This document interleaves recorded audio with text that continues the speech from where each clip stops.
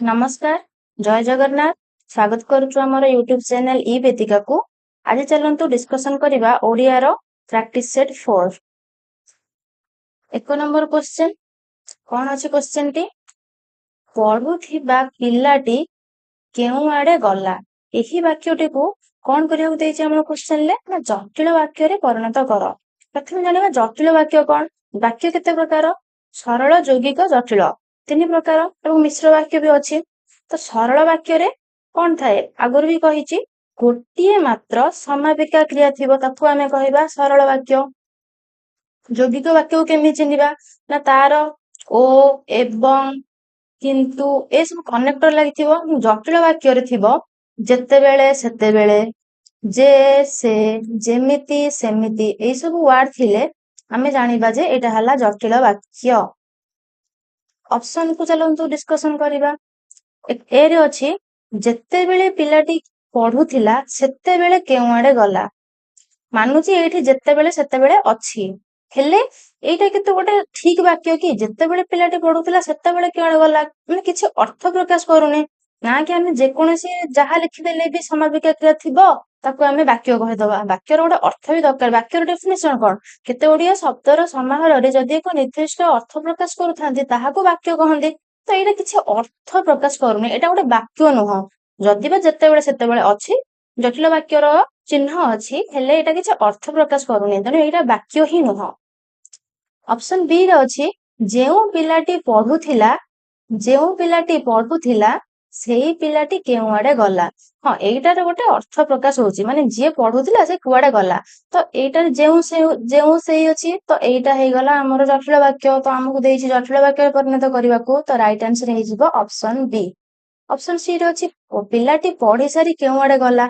एटा गोटे वाक्य किंतु एई वाक्यर रूप नुह एटा से प्रथम हमर क्वेश्चन ले थिबा वाक्यटी अलगा अर्थ प्रकाश करूची। ऑप्शन सी रे थिबा वाक्यटी अलगा अर्थ प्रकाश करूची। पिलाटी पढुथिला ओ केउ आडे गला तो एटा भी से वाक्यर गोटे रूप नुह ताले हमर एक number right answer option B. दुई नंबर क्वेश्चन कोन अछि रमेश कोन कहिला ना आरे बा फुलटी केडे सुंदर ताहाको परोक्ष उक्ति रे प्रकाश कर। ताहले रमेश जो कथाटा कहिछि एठी आरे बा फुलटी केडे सुंदर एटा कोन प्रत्यक्ष उक्ति माने रमेश निजे कहिछि। तो आमे कोन करिबा ना एटा को परोक्ष उक्ति रे प्रकाश करिबा माने आमे आम भाषा रे कहिबा जे रमेश कोन कहिला। आम वाक्य बहुत प्रकार रो अछि विवृति सूचक विस्मय सूचक प्रश्न सूचक ता भीतर एटा को वाक्य ना एटा हे जो गोटे विस्मय माने अरे वाह माने विस्मय हे गला से फुलटी केडे सुंदर अरे वाह आज बहुत बढ़िया पाग एगुड़ा सब विस्मय सूचक रूप। तो विस्मय सूचक रूपर आमे कोन करिबा ना गोटे गोटे हमको वर्ड लगिया को पड़े। तो एठी से कोन हैला अरे वाह फुलटी केडे सुंदर बा शब्दटी एठी जो बसिची बा पदटी सेटा कोन से खुशी हेकी कहिला माने वाह वाह वाह केडे मजा माने आनंद प्रकाश कला। ताले एटा को जदि हम परोक्ष उक्ति रे करिबा कोन हबो ऑप्शन ए रे अछि फुलटी केडे सुंदर बोली रमेश कहिला। एटा तो सिंपली हे गला किछि आनंद प्रकाश देखौनी एटा हबनी। रमेश कहिला जे फुलटी केडे सुंदर एटा कोन विवृति सूचक वाक्य जे थांदा ताहले एटा हेतांदा किंतु एठी हबनी। ऑप्शन सी रे अछि फुलटी केडे सुंदर बोली कहि रमेश आनंद प्रकाश कला। हां एठी एई वाक्य हमें पाहिले आनंद प्रकाश कला ताहले एटा हे गला एई वाक्यर परोक्ष उक्ति। ऑप्शन सी हैला राइट आंसर। 3 नंबर क्वेश्चन केउटी चोरर प्रतिशब्द चोर कोन चोरर काम कोन ना जी चोरी करे ताकू चोर कहंती। ताहले चोरर विपरीत शब्द कोन हे जिवो पुलिस। चोर को पुलिस धरे किंतु तार विपरीत शब्द नुह चोर पुलिस कोन से माने पाटी वासे किंतु तार विपरीत शब्द कोन हबो खंट तो नुह चोर जहा खंट सेया अचोर बोली किछि शब्द ही नाही। ताहले चोरर विपरीत हे जिवो साधु। Right answer option B. साधु आउ कार हबो ना खळर मध्य विपरीत हबो साधु। खळर भी विपरीत हैला साधु। चोरर भी साधु खळर भी साधु। खळ लोक माने जे खराब काम करे साधु लोक जे भलो काम भी करे। 4 नंबर क्वेश्चन कोन अछि क्वेश्चन टी गात्र काहार प्रतिशब्द एटा गात नुह बनानटे ठीक रे देखिबे गरे आकर गा त तळे र फळा अछि गात्र। गात्र काहार प्रतिशब्द କୋଉଟା ହବ ରାଇଟ୍ ଆନ୍ସର? ଶତ୍ରୁ ପୋଖରୀ ଶରୀର ପୁତ୍ର, ରାଇଟ୍ ଆନ୍ସର ହବ ଶରୀର, ଅପସନ ବି। ଗାତ୍ର କହିଲେ ଆମେ ଶରୀରକୁ ବୁଝିବା। ଶରୀରର ଅନ୍ୟ ସବୁ ପ୍ରତିଶବ୍ଦ କଣ କଣ ଅଛି କହିଥିଲି, ସାରସ୍ୱତ ବହିରେ ସବୁ ଅଛି, ପଢିବେ। ଏବେ ରିଭିଜନ ପାଇଁ ମୁଁ ତମକୁ କହିଦଉଛି କଣ କଣ ଅଛି। ନା ଶରୀର କହିଲେ ଆମେ ଦେହ, ଦେହ ହେବ। ଦେହ ତ ସମସ୍ତେ କହିଦେବେ, କିନ୍ତୁ ବପୁ ଏଇଟା ମନେ ରଖିବେ, ବପୁ, କଳେବର, ଇଏ ବି ହେଲା ଶରୀରର ପ୍ରତିଶବ୍ଦରେ ଯିବ। ତାପରେ ଆମର ଅପସନ ସି ରେ ଅଛି କଣ ନା ପୋଖରୀ। ପୋଖରୀର କଣ? କାସାର, ତଡାଗ, କାସାର, ତଡାଗ, ସରସୀ, ପୁଷ୍କରଣୀ। ଜାଗା ହଉନି ମୁଁ କହିଦଉଛି, ସରସୀ, ପୁଷ୍କରଣୀ ଏସବୁ ପୋଖରୀର। ଶତ୍ରୁ କାହାର ପ୍ରତିଶବ୍ଦ? ନା ରିପୁ, ଜାଣିଥିବେ ରିପୁ, ବୈରୀ। ଗୀତ ଶୁଣିଥିବେ, ତମ ପରି ସାଥିଟିଏ ଥିବ ଯାହାରି ଲୋଡା ନାହିଁ ତାର ଆଉ କେଉଁ ବୈରୀ, ମାନେ କଣ? ଶତ୍ରୁ।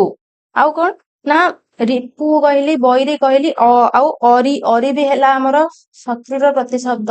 ଗାତ୍ର ଦେଖିକି ଶତ୍ରୁ ମାରିଦେବେନି, ଗାତ୍ର ହେଲା ଶରୀରର। ପୁତ୍ର କଣ ନା ପୁତ୍ର କାହାର ପ୍ରତିଶବ୍ଦ? ନା ପୁଅର। ପୁଅକୁ ଆଉ କଣ କହନ୍ତି ନା ସୁତ, ପବନ ସୁତ, ମାନେ ପବନଙ୍କର ପୁତ୍ରକୁ କୁହାଯାଏ କି ହନୁମାନ, ପବନ ସୁତ। ଆଉ କଣ ନା ତନୟ, କୁମର, ଆଉ ଆତ୍ମଜ। ହଁ, ଏଇଠି ଯୋଉ ତନ ୟ କହିଲି, ଯଦି ତନ ୟା ଥାନ୍ତା, ଯଦି ତନ ୟା ଥାନ୍ତା, ତନ ୟ ହେଲେ ପୁତ୍ର, ତନ ୟା ହେଲେ କନ୍ୟା। ଆମର ଗାତ୍ରର ଏଇଠି ରାଇଟ୍ ଆନ୍ସର ହେଇଗଲା ଅପସନ ବି। 5 ନମ୍ବର କ୍ୱେଶ୍ଚେନ, ଆପଣା ସୁନା ଭେଣ୍ଡି ରୂଢିର ଅର୍ଥ କଣ? ରୂଢି ତ ଯାହା ହେଲେ ଗୋଟେ ଆସିବ, ବହୁତ ସାରା ରୂଢି ସବୁ ଗାଁ ଗହଳିରେ ୟୁଜ ହୁଏ। ଏବେ ବି ଦେଖିବେ ଆପଣଙ୍କ ଜେଜେମା ଜେଜେବାପା ଯୋଉମାନେ ଥିବେ ସେମାନେ ସବୁ ରୂଢି କହୁଥିବେ, କଥା କଥାକେ ସେମାନେ ରୂଢି କୁହନ୍ତି। ତାହେଲେ ଆପଣା ସୁନା ଭେଣ୍ଡି ମାନେ କଣ? ନିଜ ଲୋକ ଅଯୋଗ୍ୟ। କୁହନ୍ତି ମୁଁ ଆପଣା ସୁନା ତ ଭେଣ୍ଡି, ମୁଁ କଣ କହିବି, ମାନେ ମୋ ନିଜ ଲୋକ ତ ଅଯୋଗ୍ୟ, କିଛି କରିପାରୁନି। ମୁଁ ସୁନା, ସୁନା ବହୁତ ମୂଲ୍ୟବାନ, ଭେଣ୍ଡି କଣ ମାନେ ଏରା ଗେରା, ତ ଅଯୋଗ୍ୟ, ନିଜ ଲୋକ ଅଯୋଗ୍ୟକୁ କହନ୍ତି ଆପଣା ସୁନା ଭେଣ୍ଡି। 6 ନମ୍ବର କ୍ୱେଶ୍ଚେନ, ନିଆଁକୁ ପାଣି ଦରକାର, ରେଖାଙ୍କିତ ପଦର ବିଭକ୍ତି ନିର୍ଣ୍ଣୟ କର। ବିଭକ୍ତି ଆପଣ ଜାଣିଥିବେ 7ଟା ବିଭକ୍ତି ଅଛି, ପ୍ରଥମା, ଦ୍ୱିତୀୟା, ତୃତୀୟା, ଚତୁର୍ଥୀ, ପଞ୍ଚମୀ, ଷଷ୍ଠୀ, ସପ୍ତମୀ। ତା ଭିତରୁ ସମସ୍ତଙ୍କର ଚିହ୍ନ ଅଛି। ବିଭକ୍ତି ବି ବହୁତ ବଢିଆ ଚାପ୍ଟର ଗୋଟେ। ଆମକୁ ବିଭକ୍ତି ଫାଷ୍ଟ ଚିହ୍ନିବାକୁ ହେଲେ ଚିହ୍ନକୁ ଚିହ୍ନିବା ଦରକାର, କୋଉ ବିଭକ୍ତିର କଣ ଚିହ୍ନ। ପ୍ରଥମ ବିଭକ୍ତିର ଟି ଟା ଟିଏ, ଦ୍ୱିତୀୟାର କୁ କୁ ମାନଙ୍କୁ, ତୃତୀୟାର କଣ ନା ରେ, ଦ୍ଵାରା, ଦେହି, ଚତୁର୍ଥର ବି କୁ କୁ ମାନଙ୍କୁ, ପଞ୍ଚମୀର ହେଲା ରୁ ଠାରୁ, ଷଷ୍ଠୀର ର ସମ୍ବନ୍ଧେ ଷଷ୍ଠୀ, ସପ୍ତମୀର ରେ, ସ୍ଥାନାଧିକାରେ, କାଳାଧିକାରେ, ବିଷୟାଧିକାରେ ସପ୍ତମୀ। ତ ଏଇ ମାନେ ଯେତିକି ଆମର ବିଭକ୍ତି ଅଛି, ଆମେ ଯଦି ତା ଚିହ୍ନକୁ ମନେ ରଖିବା ତାହେଲେ ଆମକୁ ବିଭକ୍ତି ଚିହ୍ନିବାକୁ ସୁବିଧା ହବ। ଆମକୁ କଣ ଦେଇଛି କ୍ୱେଶ୍ଚେନରେ ନା ନିଆଁ କୁ ପାଣି ଦରକାର, ଚିହ୍ନ କଣ ଅଛି? କୁ କୋଉ ବିଭକ୍ତିର ଚିହ୍ନ ନା ଉଭୟ ଦ୍ୱିତୀୟ ବିଭକ୍ତିର ଆଉ ଚତୁର୍ଥୀ ବିଭକ୍ତିର। ଆମେ ଏଠି ଚିହ୍ନିବା ତାହେଲେ କେମିତି, ଏଇଟା କୋଉ ବିଭକ୍ତିର ହବ, ଦ୍ୱିତୀୟ ନା ଚତୁର୍ଥୀ। ଅପସନରେ ଦିଟା ଯାକ ଅଛି, ବି ରେ ଅଛି ଦ୍ୱିତୀୟ, ଅପସନ ବି ରେ ଅଛି ଦ୍ୱିତୀୟ, ଏଟା ଡି, ଅପସନ ଡି, ଏଟା ଅପସନ ଡି ରେ ଅଛି ଚତୁର୍ଥୀ। ତାହେଲେ କୋଉ ତ ଆମର ଦ୍ୱିତୀୟରେ ବି ଚିହ୍ନ, ଚତୁର୍ଥୀରେ ବି ଚିହ୍ନ, ତାହେଲେ ଆମେ ଜାଣିବା କେମିତି ଏଟା କୋଉ ବିଭକ୍ତି। ଦ୍ୱିତୀୟର ବହୁତ ପ୍ରକାରର ଅର୍ଥ ଅଛି। ଆମକୁ ଯଦି ଆମେ ଚିହ୍ନ ଜାଣିଦେଲେ, ଏବେ ଆମକୁ ଅର୍ଥ ଦରକାର। ତ କୋଉ କୋଉ ଅର୍ଥରେ କଣ ହୁଏ, ସବୁଠୁ ସହଜ ଉପାୟ ମୁଁ କହିବି, ଦ୍ୱିତୀୟ ଚତୁର୍ଥୀ ଭିତରେ କନଫ୍ୟୁଜନ ନ ହବା ପାଇଁ, ଚତୁର୍ଥୀ ବିଭକ୍ତିର ମାତ୍ର 6ଟା ହିଁ ଅର୍ଥ ଅଛି। ଆପଣ ଯଦି ସେ 6ଟା ଅର୍ଥକୁ ମନେ ରଖିଦେବେ, ତାହେଲେ ଯାହା ସେଇ 6ଟା ଅର୍ଥ ଆସୁଥିଲେ ଚତୁର୍ଥୀ ବିଭକ୍ତି, ନହେଲେ ଅନ୍ୟ କିଛି ଆସିଲେ ଦ୍ୱିତୀୟ ବିଭକ୍ତି। ଦ୍ୱିତୀୟ ବିଭକ୍ତିର ବହୁତ ସାରା ଅର୍ଥ ଅଛି, କିନ୍ତୁ ଚତୁର୍ଥୀର ମାତ୍ର ଲିମିଟେଡ 6ଟା। ଆପଣ ସେଇ 6ଟାକୁ ମନେ ରଖିଦେବେ। ମୁଁ ଲେଖି ଦଉଛି ସେ 6ଟା କଣ ନା, ଚତୁର୍ଥୀ ବିଭକ୍ତି ପ୍ରଥମେ କାହାର ନା ସମ୍ପ୍ରଦାନ କାରକେ। ସମ୍ପ୍ରଦାନ କାରକେ ଜାଣିଥିବେ, ଦାନାର୍ଥେ ସମ୍ପ୍ରଦାନ, ନିମିତ୍ତାର୍ଥେ ଯୋଉଟା ଦିଅନ୍ତି, ସମ୍ପ୍ରଦାନ କାରକରେ ଗଲା। ତାପରେ ନିମିତ୍ତ, 2 ନମ୍ବର ଗଲା। 3 ନମ୍ବରରେ ନିବାରଣ, ନିମିତ୍ତାର୍ଥେ ନିବାରଣାର୍ଥେ। ତାପରେ ଆମର ରୁଚିବା, ସମ୍ମାନ, ଆଉ ଯୋଗ୍ୟ। ଆପଣଙ୍କୁ ଏଇଟା ବହୁତ ଭଲ ଟ୍ରିକ୍ ଗୋଟେ କହୁଛି, ଏଇ 6ଟି ଯାଙ୍କ ଯଦି ଆପଣ ମନେ ରଖିବେ, ଏଇ 6ଟି ହିଁ କେବଳ ଚତୁର୍ଥୀ ବିଭକ୍ତିର ଅର୍ଥରେ ଲାଗେ। ତାହେଲେ ଆମକୁ ଏଠି କଣ ଅଛି, ନିଆଁକୁ ପାଣି ଦରକାର, ଅର୍ଥ କଣ ଆସୁଛି, ନିଆଁ ନିମିତ୍ତ ପାଣି ଦରକାର, ନିମିତ୍ତ ଅର୍ଥ ଏଠି ଆସୁଛି। ତାହେଲେ ନିମିତ୍ତ ଅର୍ଥ ଆସିଲା ମାନେ ଏଇଟା କୋଉ ବିଭକ୍ତିର ହେଇଯିବ, ଚତୁର୍ଥୀ ବିଭକ୍ତିର ଚିହ୍ନ। ରାଇଟ ଆନ୍ସର ଅପସନ ଡି, ଚତୁର୍ଥୀ ବିଭକ୍ତି ଏଠି ହେଇଯିବ। ଏଇ 6ଟି ଅର୍ଥକୁ ଭଲସେ ମନେ ରଖିବେ। 7 ନମ୍ବର କ୍ୱେଶ୍ଚେନ, ଶୁଣିଲେ ଏହି କ୍ରିୟାଟିକୁ ମିଶ୍ର କ୍ରିୟାରେ ପରିଣତ କର। ମିଶ୍ର କ୍ରିୟା କଣ, ମିଶ୍ର କ୍ରିୟା ଗୋଟେ, ଅମିଶ୍ର କ୍ରିୟା ଗୋଟେ। କ୍ରିୟା ବହୁତ ପ୍ରକାର, ସମାପିକା, ଅସମାପିକା, ଅକର୍ମକ, ଦ୍ୱିକର୍ମକ, ପ୍ରଯୋଜକ, ପ୍ରଣାର୍ଥକ, ମାନେ ବହୁତ ପ୍ରକାରର କ୍ରିୟାକୁ ବିଭକ୍ତ କରାଯାଇଛି। ମାନେ ହଁ, ଗୋଟିଏ କ୍ରିୟା ବହୁତ ଗୋଟିଏ କ୍ରିୟା ସମାପିକା ହେଇପାରିବ, ସିଏ ବି ମିଶ୍ର କ୍ରିୟା ହେଇପାରିବ, ସିଏ ବି ଆମର ସକର୍ମକ ହେଇପାରିବ। କିନ୍ତୁ ଅପସନରେ ସେଇଗୁଡା ଥିବ ଆପଣଙ୍କୁ ଦେଖିକି। ଏଠି ଦେଇଛି କଣ, ଶୁଣିଲେ, ଶୁଣିଲେଟାକୁ ଆମକୁ ମିଶ୍ର କ୍ରିୟାରେ ପରିଣତ କରିବାକୁ ଦେଇଛି। ଫାଷ୍ଟ ଜାଣିବା ମିଶ୍ର କ୍ରିୟା କଣ। ଗୋଟେ ହେଲା ମିଶ୍ର କ୍ରିୟା, ଆଉ ଗୋଟେ ହେଲା ଅମିଶ୍ର କ୍ରିୟା, ଆଉ ଗୋଟେ କଣ ନା ଅମିଶ୍ର କ୍ରିୟା। ଯଦି ଗୋଟିଏ କ୍ରିୟା ଆମର ଏକ ପଦରେ ଥିବ ତାକୁ ଆମେ କହିବା ଅମିଶ୍ର କ୍ରିୟା, ଆଉ ଯଦି ଦୁଇଟି ପଦରେ ଥିବ ତାହେଲେ ତାକୁ କହିବା ମିଶ୍ର କ୍ରିୟା। ହେଲା, ମିଶ୍ର କ୍ରିୟାର ଦୁଇଟି ପଦ ଥାଏ ଆଉ ଅମିଶ୍ର କ୍ରିୟାର ଗୋଟିଏ ପଦ ଥାଏ। କ୍ୱେଶ୍ଚନରେ ଦେଇଛି ଶୁଣିଲେ, ଏଇଟା କେତେଟା ପଦରେ ଅଛି, ଆମର ଗୋଟିଏ ପଦରେ ଅଛି। ତ ତାହେଲେ ଶୁଣିଲେଟା ଆମର ଗୋଟେ ମିଶ୍ର କ୍ରିୟା, ଅମିଶ୍ର କ୍ରିୟା ଅଛି। ପଚାରିଛି ଆମକୁ କଣ ନା ମିଶ୍ର କ୍ରିୟାରେ ପରିଣତ କରିବାକୁ କହିଛି, ମାନେ ଆମେ ତାକୁ ଦୁଇଟା ପଦରେ କହିବା। ଶୁଣାଇଲେ, ଏଇଟା କଣ ଦୁଇଟା ପଦ ରହିଲେ କି, ଶୁଣିଲେ, ଶୁଣାଇଲେ ଏଟା କୋଉ କ୍ରିୟା ଯିବ, ଏଟା ହେଲା ପ୍ରୟୋଜକ ବା ପ୍ରେରଣାର୍ଥକ କ୍ରିୟା। ଯଦି ଜଣେ ଅନ୍ୟ ଦ୍ଵାରା କାମ କରୁଥିବାର ଦେଖାଯାଏ ତାହାକୁ ପ୍ରୟୋଜକ କ୍ରିୟା ବା ପ୍ରେରଣାର୍ଥକ କ୍ରିୟା କୁହାଯାଏ। ପୂର୍ବ କ୍ଲାସରେ ବି କହିଥିଲି, ଆଉ ଥରେ ବି କହିଦେଲି। ଆଉ ପ୍ରେରଣାର୍ଥକ କ୍ରିୟାରେ ଏ ଲଗାଇ କରା, ଶୁଣିଲେ ଆ ଲଗାଇଲେ ଶୁଣାଇଲେ, ସେମାନେ ଶୁଣିଲେ, ଗୁରୁଜୀ ସେମାନଙ୍କୁ ଶୁଣାଇଲେ। ତାହେଲେ ଶୁଣାଇଲେଟା କିଏ କଲେ, ସେମାନେ, କାହା ଦ୍ଵାରା କରାଇଲା, ଗୁରୁଜୀଙ୍କ ଦ୍ଵାରା। ତ ଏଇଟା ହେଇଯିବ ପ୍ରୟୋଜକ କ୍ରିୟା, ତାହେଲେ ଏଇଟା ଆମର ମିଶ୍ର କ୍ରିୟା ନୁହଁ। ଶୁଣୁଥିଲେ, ଶୁଣୁଥିଲେ, ଶୁଣିଲେ, ଶୁଣୁଥିଲେ, ଶୁଣିଲେଟା କଣ ଗୋଟେ ଆମର ଯୋଉଟା କୁହନ୍ତି କି ଶୁଣିଲେ କଣ, ସେ ଗଲା, ସେ ଶୁଣିଲା, ତ ଏଇଟା କଣ ପାଷ୍ଟ। ତ ଶୁଣିଲେଟା କଣ ହେଇଗଲା ନା ଏଇଟା ପାଷ୍ଟ ସିମ୍ପଲ। ଶୁଣୁଥିଲେ ମାନେ ଲାଗିଲା, ଦେ ୱେଆର ଲିସନିଂ, ମାନେ ଏଇଟା କଣ ସେଟା ଯୋଉ ଆଇଏନଜି ଲାଗିଲା, ତ ଏଟା ବି ନୁହଁ, ମିଶ୍ର କ୍ରିୟା ହେଲାନି। ଶୁଣିଦେଲେ, ଏଟା ବି ନୁହଁ, ଏଟା ଗୋଟେ ଅଲଗା, ଦେଲେ, ଦେ, ନେ, ଆଣେ, ସେଟା ମୁଁ ପରେ କହିବି, ଏଟା ବି ନୁହଁ। ତାହେଲେ ଶୁଣିଲେକୁ ଦୁଇଟି ପଦରେ ପ୍ରକାଶ କଲେ ଆମର ହେଲା ଶ୍ରବଣ କଲେ। ତ ରାଇଟ ଆନ୍ସର ହେଲା ଅପସନ ନମ୍ବର ସି। 8 ନମ୍ବର କ୍ୱେଶ୍ଚେନ, ଏକ ପଦରେ ପ୍ରକାଶ କର ବିଷୟ ସମ୍ବନ୍ଧୀୟ। ଗୋଟେ ବିଷୟର ସମ୍ବନ୍ଧୀୟରେ ପଚାରିଛି, ତାହେଲେ ଏକ ପଦରେ ପ୍ରକାଶ କଲେ କଣ ହବ, ବୈଷୟିକ, ବୈଷୟିକ, ନା ବିଷୟ, ନା ବିଷୟୀ। ରାଇଟ ଆନ୍ସର କଣ ହବ ନା ବୈଷୟିକ, option B is right answer. 9 number question, ଦହି, ଦହି କେଉଁ ଧରଣର ଶବ୍ଦ। ଶବ୍ଦ କେତେ ପ୍ରକାର, ଅପସନରେ 4ଟି ଅଛି, ଆମର 4ଟି ଶବ୍ଦ ଅଛି, ଦେଶଜ, ବୈଦେଶିକ, ତତ୍ସମ, ତଦ୍ଭବ। କହିଛି ଆଗରୁ, ଆଉଥରେ କହି ରଖୁଛି, ତତ୍ସମ ଶବ୍ଦ କଣ, ଅବିକଳ ସଂସ୍କୃତ ପରି ଯୋଉ ଶବ୍ଦ ତାକୁ କୁହାଯାଏ ତତ୍ସମ ଶବ୍ଦ। ତହିଁରୁ ଉଦ୍ଭବ, ମାନେ ସଂସ୍କୃତରୁ ଉଦ୍ଭବ, ଆମେ ଯୋଉଟାକୁ ଧୀରେ ଧୀରେ ଅପଭ୍ରଂଶ କରିକି ତାକୁ ଆମର ପାଟିର ରୂପ ନେଇ ଯାଉଛନ୍ତି, ତାକୁ ତଦ୍ଭବ କୁହାଯାଏ। ଦେଶଜ କଣ, ଗାଁ ଗହଳିରେ ଯୋଉଟା ୟୁଜ ହୁଏ। ବୈଦେଶିକ ହେଲା ଫରାସୀ, ଫ୍ରାନ୍ସ, ଏଇ ସବୁ ଯୋଉମାନେ ଆମକୁ ଯୋଉ ଶବ୍ଦ ଦେଇଥିଲେ ତାକୁ ବୈଦେଶିକ କୁହାଯାଏ। ତାହେଲେ ଦହି, ଦହି ତ ଆମର ଗୋଟେ ନିଜ ଶବ୍ଦ, ତାହେଲେ ଏଟା ଦେଶଜ ନୁହଁ, ଦେଶଜ ନୁହଁ, ବୈଦେଶିକ ନୁହଁ। ତାହେଲେ ଯୋଉ ଅପସନ ସି ଡି ରେ ଅଛି ତତ୍ସମ ତଦ୍ଭବ ଭିତରୁ ଦହିଟି କାହାର, ତାହେଲେ ଦହି, ଦହିଟା ହଉଛି ତଦ୍ଭବ। ରାଇଟ ଆନ୍ସର ହେଲା ଅପସନ ନମ୍ବର ଡି, ଦହିଟା ହେଲା ତଦ୍ଭବ। ଦହିର ତତ୍ସମ ଶବ୍ଦଟା କଣ ହବ ନା ଦଧି। ଦେଖିବେ ପୁରାଣ ମାନଙ୍କର ସବୁ ଥିବ ଦଧି, ତ ଦହିର ତତ୍ସମଟା ହେଲା ଦଧି। 10 ନମ୍ବର କ୍ୱେଶ୍ଚେନ କଣ ଅଛି, ଜେଜେମା ଭାରି ମଜା କାହାଣୀ କୁହନ୍ତି। ରେଖାଙ୍କିତ ପଦଟିର ବିଶେଷଣ ନିର୍ଣ୍ଣୟ କର। ରେଖାଙ୍କିତ ପଦ କୋଉଠି, ଭାରି, ଭାରିଟିକୁ ଆମେ ବିଶେଷଣ, କୋଉ ବିଶେଷଣ ଆମେ କହିବା। ତାହେଲେ ବିଶେଷଣ କଣ, ଯେ ବିଶେଷ୍ୟ ପଦକୁ ବିଶ୍ଳେଷିତ କରେ। ଏଇଥିରେ ଜେଜେମା ତ ହେଲେ କଣ, କର୍ତ୍ତା ହେଇଗଲେ, କୁହନ୍ତି ହେଇଗଲା ଆମର। ବାକ୍ୟକୁ ଭାଙ୍ଗିବା ଶିଖନ୍ତୁ। ଯୋଉ ଇଂଲିଶ ର ପାର୍ଟସ ଅଫ ସ୍ପିଚ ଆଉ ଓଡିଆର କୋଉ ପଦ, ଏଇଟା ବହୁତ ଇମ୍ପୋର୍ଟାଣ୍ଟ। ଆପଣ ଯଦି ଏତିକି ଜାଣିଦେବେ ନା, ଆଉ ଆପଣଙ୍କୁ ଗ୍ରାମାର କଷ୍ଟ ଲାଗିବନି। ଜେଜେମା ହେଇଗଲା କର୍ତ୍ତା, କୁହନ୍ତି ହେଇଗଲା କର୍ମ, ସରି କ୍ରିୟା, କୁହନ୍ତି ହେଇଗଲା କ୍ରିୟା। କଣ କୁହନ୍ତି ନା କାହାଣୀ କୁହନ୍ତି, ଏଇଟା ହେଇଗଲା କର୍ମ।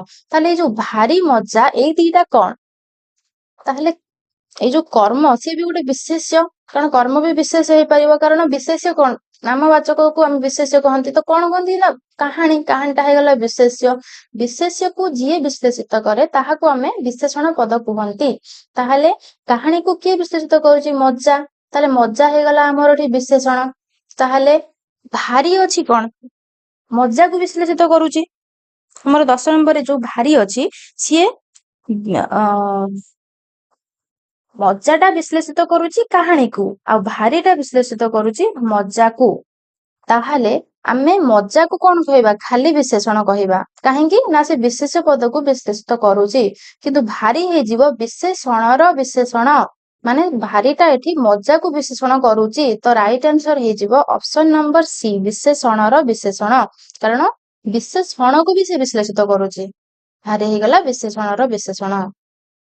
11 ନମ୍ବର କ୍ୱେଶ୍ଚନ,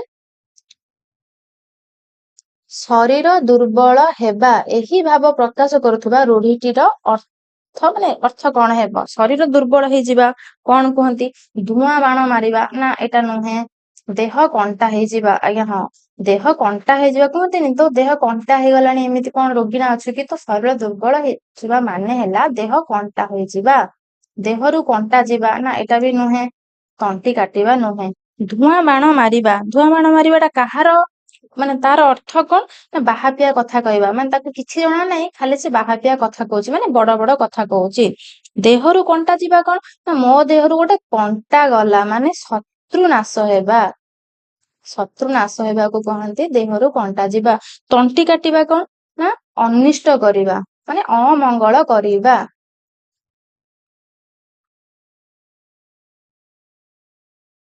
ହେଲା। ତାପରେ 12 ନମ୍ବର କ୍ୱେଶ୍ଚନ କୁ ଯିବା। ଓଡିଆରେ ଜଣାଶୁଣା କେତୋଟି ଫଳା ଅଛି? ଫାର୍ଷ୍ଟ ଜାଣିବା ଫଳା କଣ।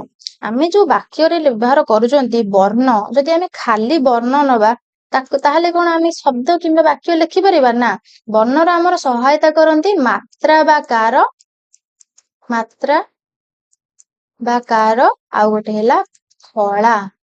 ମାତ୍ରା ଆଉ କାର କଣ ନା, ସ୍ୱର ବର୍ଣ୍ଣର ସାଙ୍କେତିକ ରୂପକୁ ମାତ୍ରା କୁହାଯାଏ। ଆ କାର, ହର୍ଷେଇ କାର, ଦୀର୍ଘେଇ କାର, ଏ ସବୁ ହେଲା କାର। ଏମାନେ ହେଲେ କାହାର ସାଙ୍କେତିକ ରୂପ ନା, ସ୍ୱର ବର୍ଣ୍ଣର ସାଙ୍କେତିକ ରୂପ। ତାହେଲେ ଫଳା କଣ? ଫଳା ହେଲା, ସରି ଫଳ ଲେଖିଦେଇଛି, ଏଟା ଫଳା। ଫଳା ହେଲା କାହାର ନା, ବ୍ୟଞ୍ଜନ ବର୍ଣ୍ଣର। 11ଟିକୁ ଛାଡିଲେ ସ୍ୱର ବର୍ଣ୍ଣ, ଆଉ ସବୁ ବ୍ୟଞ୍ଜନ ବର୍ଣ୍ଣ, ତାହାର ସାଙ୍କେତିକ ରୂପକୁ ଆମେ ଫଳା କହିବା। ତ ଓଡିଆର ଜଣାଶୁଣା କେତୋଟି ଫଳା ଅଛି? ତ ରାଇଟ ଆନ୍ସର ହେଲା 8ଟି ଫଳା ଅଛି। କଣ କଣ ସେଗୁଡିକ? ମୁଁ ବ୍ୟଞ୍ଜନ ବର୍ଣ୍ଣ ଗୁଡିକୁ ଏଠି ଲେଖି ଦଉଛି। ନ, ମ, ୟ, ର, ଳ, ଲ, ୱ ଆଉ ବ। 1 2 3 4 5 6 8ଟା, ଏଇ 8ଟା ହେଲା ଆମର ଓଡିଆରେ ଜଣାଶୁଣା ଫଳା। ଅନ୍ୟ ଗୁଡିକ ଫଳା ନୁହଁ, ସେମାନଙ୍କୁ ଏଇଗୁଡାକ ହିଁ ଫଳା। ତ ଏଇ 8ଟି ହେଲା ଜଣାଶୁଣା ଫଳା, 8ଟି ଫଳା ଅଛି। 13 ନମ୍ବର କ୍ୱେଶ୍ଚନ, ସର୍ବୋଦୟ ସନ୍ଧି ସନ୍ଧି ବିଚ୍ଛେଦ ଶିଖିଯାଆନ୍ତୁ। ସନ୍ଧି ବିଚ୍ଛେଦ ଅଛି ସ୍ୱର ସନ୍ଧି, ବିସର୍ଗ ସନ୍ଧି, ସ୍ୱର ବର୍ଣ୍ଣ ସହିତ ସ୍ୱର ବର୍ଣ୍ଣ ଲାଗୁଥିବ। ମାନେ ଥର ଆମେ ସର୍ବୋଦୟକୁ ଭାଙ୍ଗିବା, କଣ ହେଲା? ସର୍ବଯୁକ୍ତ ଦୟ ନା ସର୍ବଯୁକ୍ତ ଉଦୟ ନା ସର୍ବଯୁକ୍ତ ଉଦୟ ନା ସର୍ବଯୁକ୍ତ ଦୟ। 4ଟି ଯାକ କ୍ୱେଶ୍ଚନ ଶୁଣିଲା ବେଳକୁ ସମାନ ଲାଗୁଛି, କିନ୍ତୁ ଡିଫରେନ୍ସ ବହୁତ କିଛି ଅଛି। ଗ୍ରାମାରରେ ତ ସେଇଟା ହିଁ ଇମ୍ପୋର୍ଟାଣ୍ଟ। ଏଠି ସର୍ବଯୁକ୍ତ ଦୟ ଅଛି, ଏଠି ଉ ଗୋଟେ ଲାଗିଛି, ଏଠି ସର୍ବ ହିଁ ଅଛି। ଦେଖନ୍ତୁ କ୍ୱେଶ୍ଚନରେ ଅଛି ସର୍ବ, ମାନେ ଏ କାର ଆଉ ଆକାର ଦିଟାଙ୍କ ଅଛି, କିନ୍ତୁ ଅପସନ ଏ ବି ରେ ସର୍ବ ଅଛି, ଅପସନ ସି ଡି ରେ ସର୍ବ ଅଛି। ମାନେ ପ୍ରୋନାଉନ୍ସିଏସନ ଶୁଣନ୍ତୁ, ଏଠି ସର୍ବ ଅଛି ଅପସନ ଏ ଆଉ ବି ରେ, ଆଉ ଅପସନ ସି ଡି ରେ ଅଛି ସର୍ବ। ତାହେଲେ ଆମେ ଯଦି ଏହି ସର୍ବୋଦୟଟାକୁ ସନ୍ଧି ବିଚ୍ଛେଦ କରିବା, କଣ ହବ? କି ଆଉ ସର୍ବ ରହିବ ନାହିଁ, ଅପସନ ସି ଆଉ ଡି ରହିବ ନାହିଁ, ଏଇଠି ହେଇଯିବ ସର୍ବ। ତା ସାଙ୍ଗରେ ଦୟ ବସିବ ନା ଉଦୟ ବସିବ? ମନେ ରଖନ୍ତୁ, ଏଇଠି ଉଦୟ ବସିବ। କାହିଁକି ବସିବ ମୁଁ କହୁଛି। ତ ରାଇଟ୍ ଆନ୍ସର ଆମର ହେଇଗଲା କଣ ଅପସନ ନମ୍ବର ବି। ଏଇଠି ଦେଖନ୍ତୁ ସର୍ବ ଲାଷ୍ଟକୁ କଣ ଆସିଲା ଅ, ଉ, ଉଦୟ ଉ, ତ ଉ ଅ ଆଉ ଉ ମିଶିକି ହେଇଗଲା ଓ, ଯୋଉଟା କି ସର୍ବୋ, ଏଠି ଓ ଆସିଲା ଗୋଟେ। ତ ଆର ଲାଷ୍ଟକୁ ଆସିଲା ଅ, ଉଦୟର ଲାଷ୍ଟକୁ ଆସିଲା ଉ, ତ ଅ ଆଉ ଉ ମିଶିକି ହେଇଗଲା ଓ। ଓଟା କୋଉଠି ରିଫ୍ଲେକ୍ଟ ହେଲା ନା ସର୍ବୋ, ଓ ଆସିଲା ଏଇଠି। ଏଇଟା ସବୁ ସିଏ ତାର ରୁଲ ଗୁଡା। ଅ ଆଉ ଉ ମିଶିଲେ ଓ ହବ, ଅ ମିଶିଲେ ଅ ହବ। ତ ସନ୍ଧି ବି ବହୁତ ଇମ୍ପୋର୍ଟାଣ୍ଟ, ସନ୍ଧିକୁ ବି ଟିକେ ମାର୍କ କରନ୍ତୁ। 14 ନମ୍ବର କ୍ୱେଶ୍ଚେନ କଣ ଅଛି କ୍ୱେଶ୍ଚେନଟିରେ ନା ଶୁଦ୍ଧ ଶବ୍ଦଟିକୁ ବାଛ। ଶବ୍ଦଟି କଣ ଅଛି ଭାଗୀରଥୀ। ଭାଗୀରଥୀର କନଫ୍ୟୁଜନ ଆପଣ କୋଉଠି ହେବେ। ଭାଗୀରଥୀ ଦେଖନ୍ତୁ ଦିଟା ମାନେ ଗରେ ଗୋଟେ ଥରେ ଗୋଟେ, ଏଇ ଦିଟା ଚିହ୍ନରେ ହିଁ ଆପଣ କନଫ୍ୟୁଜନ ହେବେ। ଗରେ ଦୀର୍ଘଇକାର ହବ ନା ଗରେ ହର୍ଷଇକାର ହବ, ଥରେ ହର୍ଷଇକାର ହବ ନା ଥରେ ଓଗାର ହବ। ତ ରାଇଟ ଆନ୍ସର ଆମର କୋଉଟା ହବ ନା ଅପସନ ନମ୍ବର ଏ ହବ ରାଇଟ ଆନ୍ସର। ଭାଗୀରଥୀ ବନାନଟିକୁ ଠିକ ଭାବେ ଦେଖନ୍ତୁ। ଶୁଦ୍ଧ ଶବ୍ଦକୁ ଆପଣ ଦେଖିଲେ ଖାଲି ହବନି, ତାକୁ ଖାତାରେ ନୋଟ ବି କରିଦିଅନ୍ତୁ, କାରଣ ଆପଣ ଯୋଉଟା ଲେଖିବେ ବେଶୀ ସେଇଟା ମନେ ପଡିଯିବ। କାରଣ ଏକ୍ସାମ ରେ ଗୋଟେ ଟିପ୍ସ କହୁଛି, ମୁଁ ନିଜେ ବି ଫେସ୍ କରିଛି। ଯଦି ଆପଣ ଯଦି ଚାରୋଟି ଯାକ ଅପସନ ଦେଖିଦେବେ ଆପଣଙ୍କୁ ଲାଗିବ ସବୁ ଠିକ, ଏଇନା ଆପଣ ଭଲ ମାଇଣ୍ଡ ର ଅଛନ୍ତି, ଆପଣ କହିଦେବେ ନା ମୁଁ କରିଦେବି, ବଟ ଏକ୍ସାମ ପ୍ରେସର ଅଲଗା ଟାଇପ ର ଥାଏ। ଆପଣଙ୍କୁ ଲାଗିବ ସବୁ ଠିକ, ଆଶୀର୍ବାଦ କୋଉଠି ଲଗେଇବେ, ହରେଇବେ କୋଉଠି ଦୀର୍ଘଇକାର କୋଉଠି ହର୍ଷଇକାର ଆପଣଙ୍କୁ ଲାଗିବ।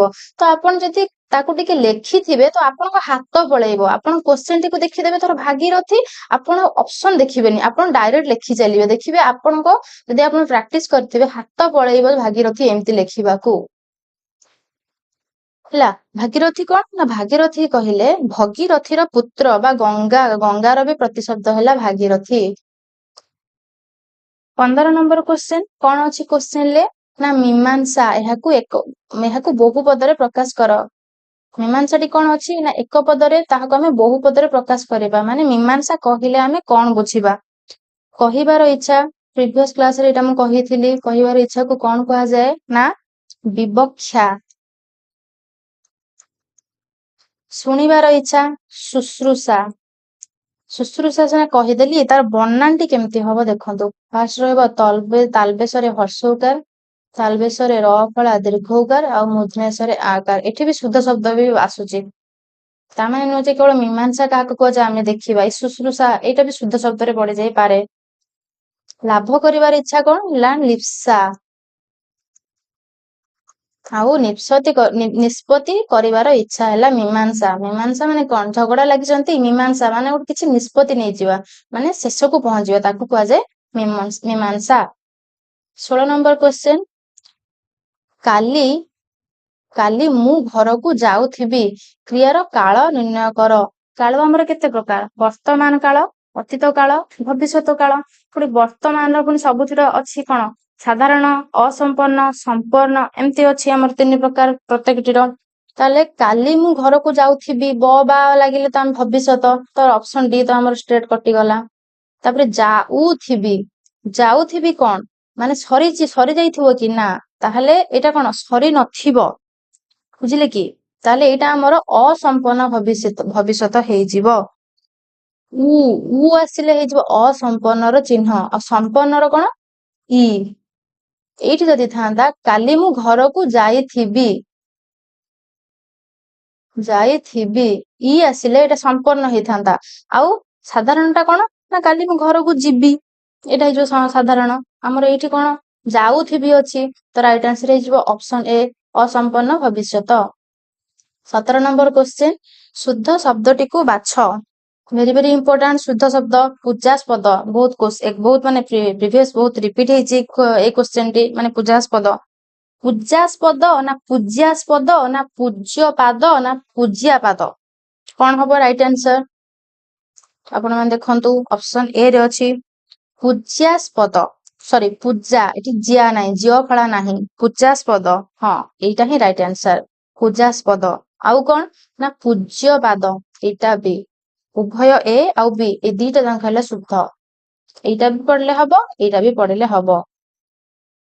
18 ନମ୍ବର କ୍ୱେଶ୍ଚେନ ପୋଖରୀରେ ପାଣି ନାହିଁ, ରେଖାଙ୍କିତ ପଦଟିର ସକାରକ ନିର୍ଣ୍ଣୟ କର। ପୋଖରୀରେ ପାଣି ନାହିଁ ଟିକେ ଆଗରୁ କହୁଥିଲି ବିଭକ୍ତିର ଗୋଟେ କ୍ୱେଶ୍ଚେନ ଥିଲା ଯେ ଆମର ମେନ୍ ହଉଛି ଚିହ୍ନ। ଏଠି ପୋଖରୀରେ ମାନେ କଣ ଅଛି ରେ ଅଛି ଚିହ୍ନଟି। ରେ ଚିହ୍ନଟି କାହାର ସପ୍ତମୀ ବିଭକ୍ତିର ଚିହ୍ନ। ସପ୍ତମୀ ବିଭକ୍ତିରେ ରେ ବସେ। ରେ ମାନେ କଣ ଆଉ ତୃତୀୟାରେ ବି ବସେ ହଁ ଏଇଠି କହିପାରିବେ କିନ୍ତୁ ତୃତୀୟା ଯଦି କାହା ଦ୍ଵାରା ଗୋଟେ କାମ ହଉଥିବ ସେଇଠି ଆମେ ତୃତୀୟା କହିବା କିନ୍ତୁ ପୋଖରୀରେ ପାଣି ତ କିଛି ଗୋଟେ ଆସୁନି ଦ୍ଵାରା କାହା ଦ୍ଵାରା ହଉଛି ଏପଟେ ଆସୁନି ତ ଏଇଟା ସପ୍ତମୀ ହେଇଯିବ ନୋ ଡାଉଟ ସପ୍ତମୀ ହେଇଯିବ। ଅପସନ ରେ ଅଛି ବିଷୟାଧିକରଣ ସ୍ଥାନାଧିକରଣ ଆଉ ସରି ଏଇଠି ଦିଟା ତାଙ୍କ ସ୍ଥାନାଧିକରଣ ରହିଯାଇଛି ଏଇଟା ଗୋଟେ ହବ କାଳାଧିକରଣ। କାଳାଧିକରଣ ଏଇଟା ସ୍ଥାନାଧିକରଣ ନୁହଁ।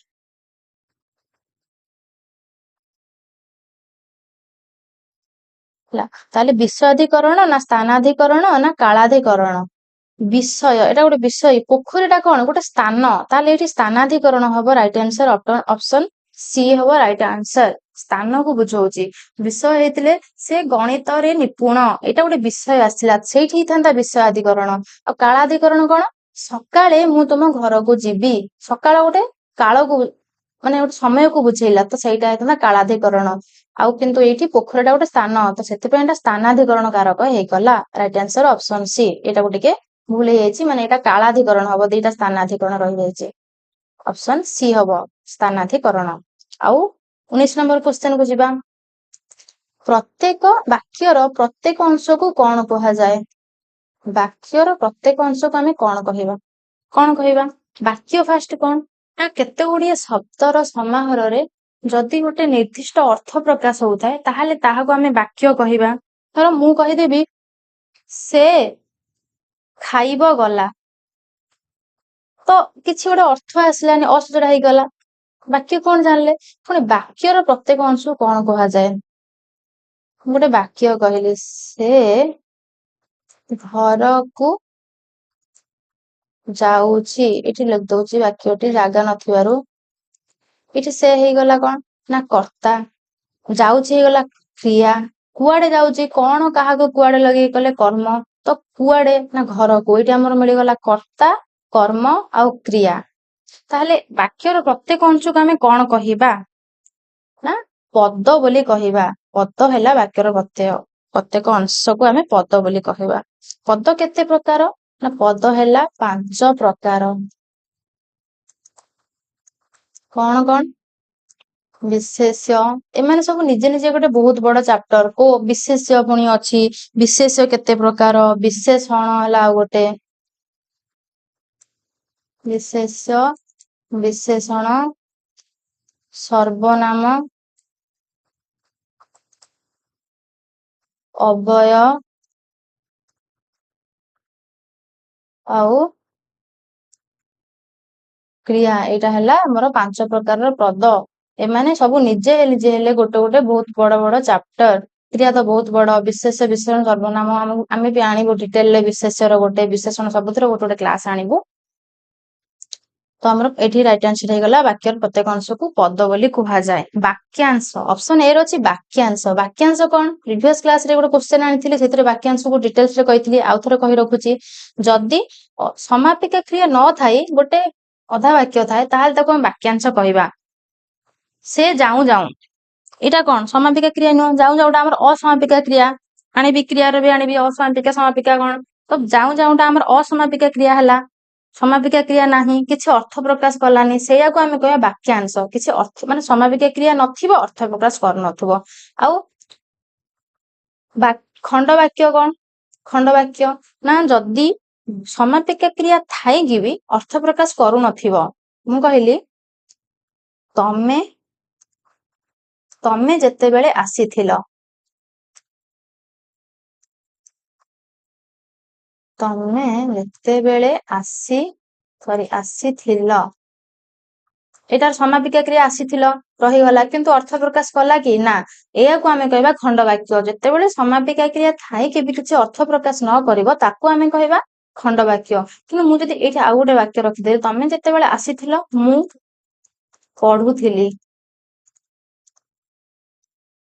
ଆଜ୍ଞା ହଁ ଏଇଟା ହେଇଗଲା ଆମର ଗୋଟେ ପୂର୍ଣ୍ଣ ବାକ୍ୟ। ଏଇଟା ଗୋଟେ ଖଣ୍ଡ ବାକ୍ୟ ଏଇଟା ଗୋଟେ ଖଣ୍ଡ ବାକ୍ୟ। ଗୋଟେ ବାକ୍ୟରେ ପ୍ରଧାନ ଖଣ୍ଡ ବାକ୍ୟ ଗୋଟିଏ ମାତ୍ର ଥାଏ, ଯୋଉଟା କି ମୁଁ ପଢୁଥିଲି ଆମର ହେଇଗଲା ପ୍ରଧାନ ଖଣ୍ଡ ବାକ୍ୟ।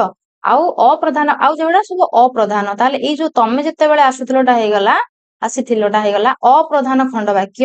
ଯୋଉଟା କଣ ହେଇଗଲା ନା ଅପ୍ରଧାନ ଖଣ୍ଡ ବାକ୍ୟ। ଆଉ ଏଇ ଅପ୍ରଧାନ ଖଣ୍ଡ ବାକ୍ୟ ଆମେ କଣ କହିବା? ଆମେ କହିବା ଆକୁ ଉପବାକ୍ୟ ବା ଆଶ୍ରିତ ବାକ୍ୟ। ବେଳେବେଳେ ଆଶ୍ରିତ ବାକ୍ୟ ପକେଇଦେବେ, ଆମେ ତ ଆଶ୍ରିତ ବାକ୍ୟ କଣ ଜାଣିନୁ, ସେଇ ଉପବାକ୍ୟ ହିଁ ତ ହେଉଛି ଆଶ୍ରିତ ବାକ୍ୟ। କଣ ମାନେ କାହାକୁ କଣ କୁହାଯାଏ ସେଇଟା ହିଁ ମନେ ରଖନ୍ତୁ। ତାହେଲେ ଆମର ଏଇ କ୍ୱେଶ୍ଚେନ ଥିଲା କଣ କ୍ୱେଶ୍ଚେନ ଟି ନା ବାକ୍ୟର ପ୍ରତ୍ୟେକ ଅଂଶ ପଦ ଆମେ ଜାଣିଲେ, ବାକ୍ୟାଂଶ ଖଣ୍ଡ ବାକ୍ୟ କଣ ଜାଣିଲେ, ଉପବାକ୍ୟ ଜାଣିଲେ। ନେକ୍ସଟ କ୍ୱେଶ୍ଚେନ କୁ ଯିବା। 20 ନମ୍ବର କ୍ୱେଶ୍ଚେନ କଣ ଅଛି? ଗଙ୍ଗା ଜଳରେ ଗଙ୍ଗା ପୂଜା। ଗଙ୍ଗା ଜଳରେ ଗଙ୍ଗା ପୂଜା ରୂଢିର ଅର୍ଥ କେଉଁଟି? ଗଙ୍ଗା ଜଳରେ ଗଙ୍ଗା ପୂଜା ମାନେ କଣ? ଗଙ୍ଗାରେ ତ ଗଙ୍ଗା ଜଳ ହିଁ ଥାଏ ନା, ତାହେଲେ ଗଙ୍ଗା ଯାଇ ପୂଜା କରିବା ନା ଦାତାର ଧନରେ ଦାତାକୁ ସମ୍ମାନ। ହଁ, ଏଇଟା ହବ ରାଇଟ ଆନ୍ସର ଅପସନ ବି। ମାନେ ଗଙ୍ଗା ଜଳ ଆମେ କୋଉଠି ପାଆନ୍ତି? ଗଙ୍ଗା ନଦୀରେ। ତ ଗଙ୍ଗା ନଦୀକୁ ଯାଇକି ଆମେ କଣ କରିବା ନା ଗଙ୍ଗାକୁ ପୂଜା କରିବା। ସେଇଟା ଦାତାର ଧନରେ ଦାତାକୁ, ମାନେ ଯିଏ ଦବ ତାରି ଧନରେ ଆଣିକି ଆମେ ତାକୁ ଦବା, ସମ୍ମାନ କରିବା। ଏଇଟା ହିଁ ରାଇଟ ଆନ୍ସର। ତ ଆମର ଏଇଠି ସରିଯାଇଛି ଆଜିର 20ଟି କ୍ୱେଶ୍ଚେନ। ଭିଡିଓଟି କେମିତି ଲାଗିଲା ଆମ କମେଣ୍ଟରେ ଜଣେଇବେ। ଲାଇକ୍ କରିବେ, ସେୟାର କରିବେ ଏବଂ ସବସ୍କ୍ରାଇବ କରିବେ। ଧନ୍ୟବାଦ।